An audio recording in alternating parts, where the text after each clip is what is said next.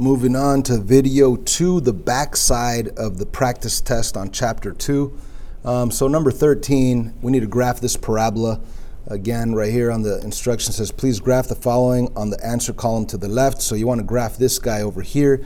And then 14, 15, and 16 are all questions about this parabola that you're about to graph, like stating the axis of symmetry of number 13, stating the domain and the range of number 13, which is this one. So let's begin by going to this graph.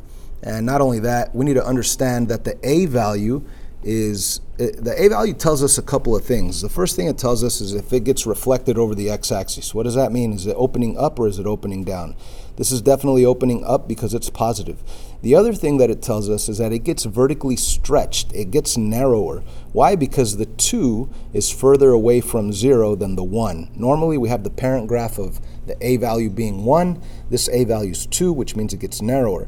So if the A value is 2 and it gets narrower, that means that we cannot use the original pattern 1, 1, 2, 4, 3, 9. We just can't use it anymore. What we have to do is modify this pattern by taking the outputs and multiplying the outputs by your new A value, okay?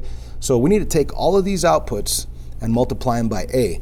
And what is the new A value? It happens to be 2. So 1 times 2, 4 times 2, 9 times 2. So 1 times 2 is 2, 4 times 2 is 8, 9 times 2 is 18. So now we have our modified, let me do this, modified pattern of A equaling 2. Your new inputs are 1 and your new outputs are 2. Okay, so the coordinate or the pattern is no longer 1, 1, it's now 1, 2. It's not 2, 4, it's 2, 8. It's not 3, 9, it's 3, 18. So this is a new pattern from the vertex. And maybe even before doing this, before talking about the pattern, we should have started with what? With the vertex itself, right? So what is the vertex? It's the coordinate hk, but you think opposite of what you see on h, which would make it a -1, and the k value is -5. So let's go to the coordinate -1, -5. Let's put a dot right there. Let's draw an axis of symmetry going right through it. Okay, and if we wanted the axis of symmetry equation, which we do need because it's actually a question, I think it's question number 14, it would simply be x equals the x value of your vertex, which happens to be up here -1. Okay, so x equals -1. That's the equation. You can't just put -1. You have to put x equals -1 because remember, x equals a number gives you a vertical line. And that's the way to get this dotted green line, x equals -1. Now let's go with the pattern from the vertex, and we know it's opening up because the A value is positive. So let's go 1 over 2 up because it's opening up because the A value is positive. So again, from the vertex, 1 over 2 up. 1 over 2 up, let's put a dot right there. Whoops, let's put it in red.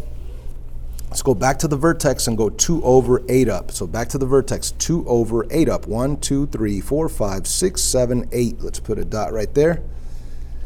And if I were to go back to the vertex and try 3 over 18 up, 1, 2, 3, 18 is going to be way off the graph. I don't have to worry about it. So let's just map the coordinates over to the other side of the axis of symmetry.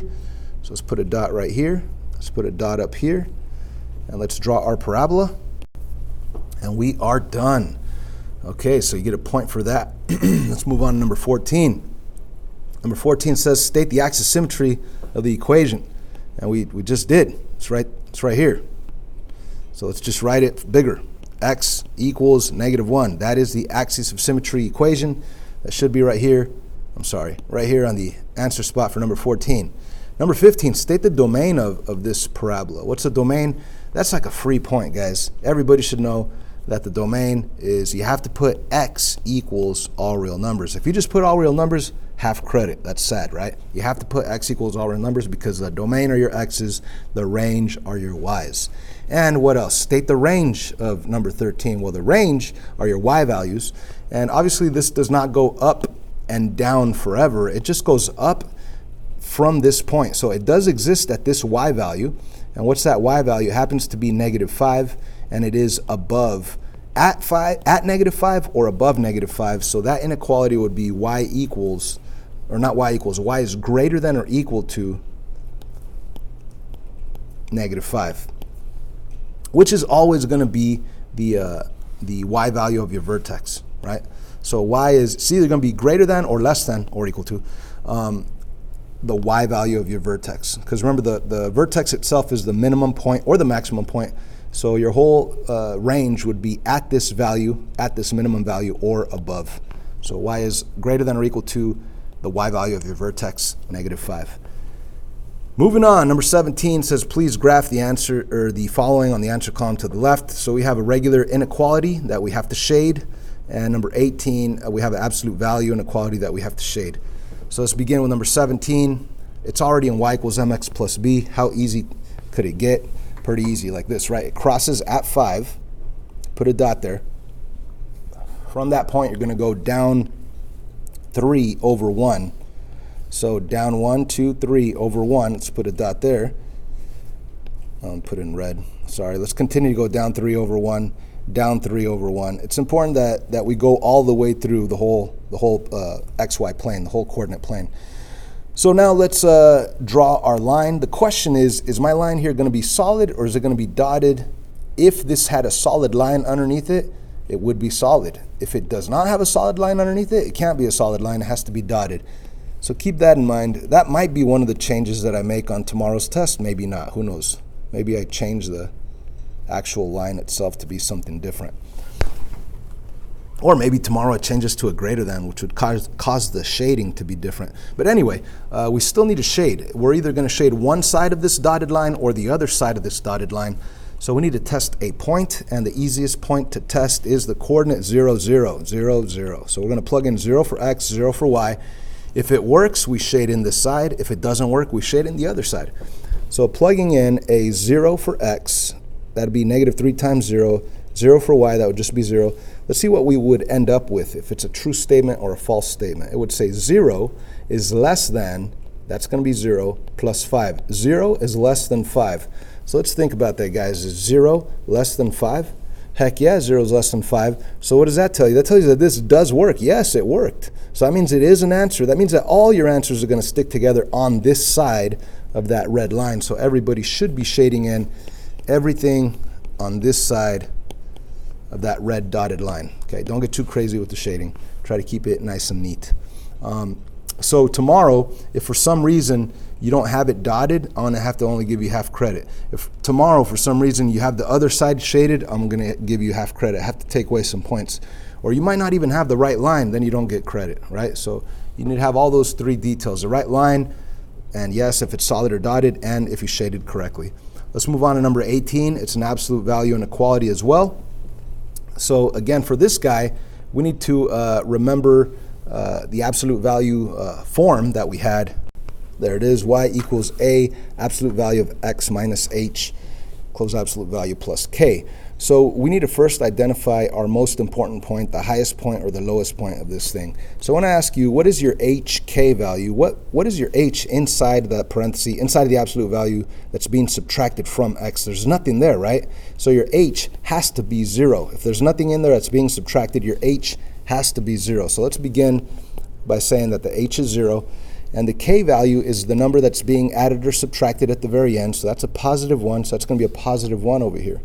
Let's go to that coordinate 0, 1. There it is.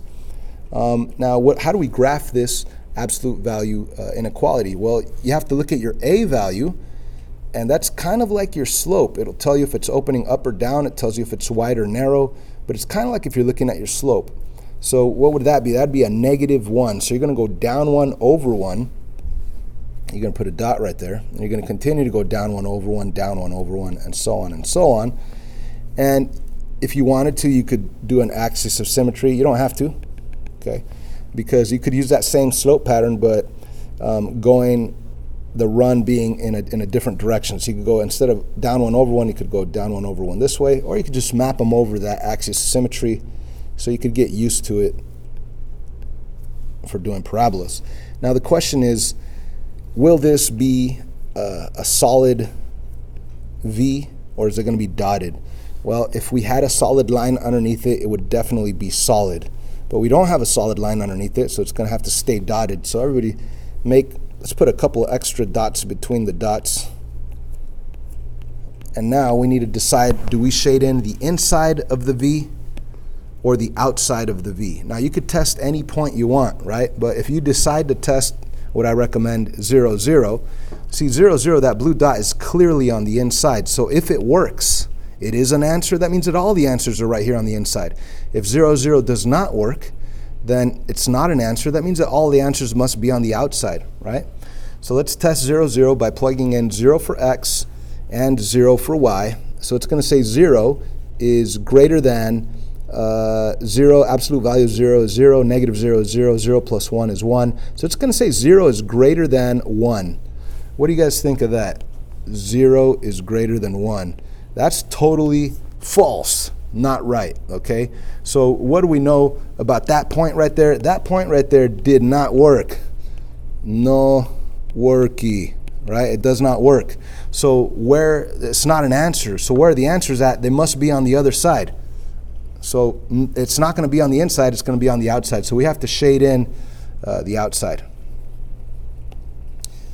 By the way, please don't put no worky right here. That's just me trying to be funny. It's probably not that funny. So all I need to see is your dotted absolute value function graph and the shading on the outside. Okay.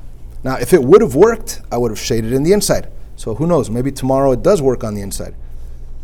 Let's move on to the last two questions of the test.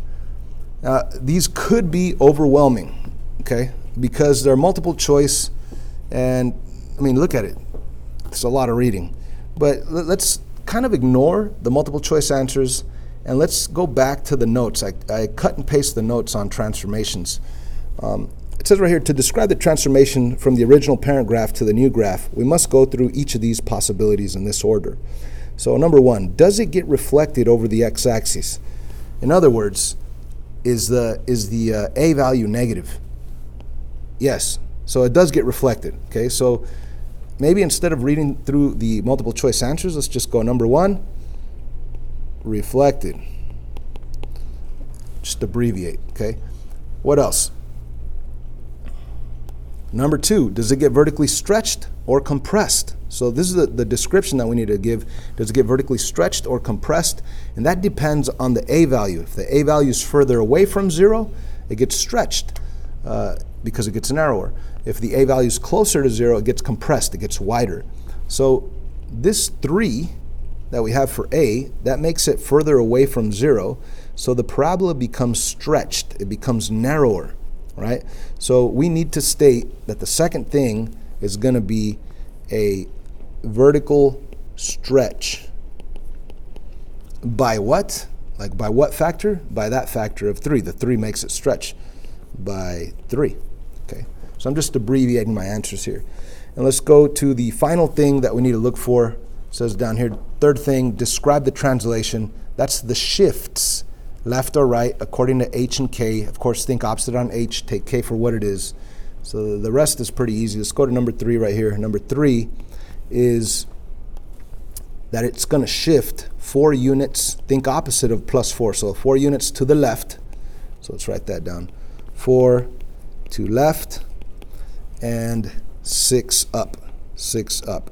So we've described our transformations, all of our 3 things that we need to do to get from our parent graph y equals x squared to the current graph r of x, which is this.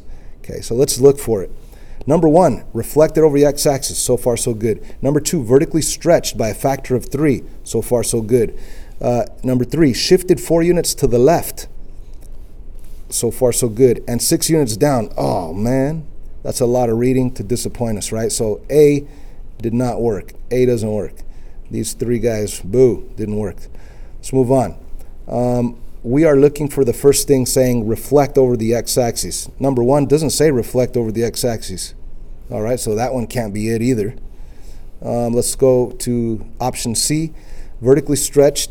Nope, we want to see reflected as our first thing, right? So it says vertically stretched. No, that's not good. Scratch that out. Let's go to option D. We want to see reflected over the x-axis. That's the first thing, and that's what it says, reflected over the x-axis. All right, finally. Let's move on. Number 2, vertically stretched. Yeah, vertically stretched by 3. by a factor of 3. Then shifted 4 units to the right and 6 units down. 4 to the, oh man, this was a mistake right here. This should have said 4 to the left, so this did not work. So what are we going to say? That the correct answer is none of these. Okay. So option E for number 19. E, none of these. Let's try the last one. So the last one, which describes the correct transformations from the original parent graph to the current graph T of x? Well, we know that there's no negative sign in front of the A. There is no negative sign in front of the A. That means it does not get reflected. So you could go to the ones that say reflected, like option B. The first thing reflected, that's not good. So you could scratch out B. Also over here, D says reflected. You could scratch that out. Because it doesn't get reflected. The A value is positive. It didn't get reflected. It's opening up. Now the 1/2, we know that that makes the graph wider instead of narrower. It's closer to 0. It makes it wider. So what do we call a parabola that gets wide? We call that a vertical compression. So the very first thing that you state is that there's a vertical compression. So it's not vertical stretch, so it can't be A. It could be C. It's vertically compressed by a factor of 1/2. Yep, that factor is 1/2. Let's move on. Option 2, shifted 3 units to the right.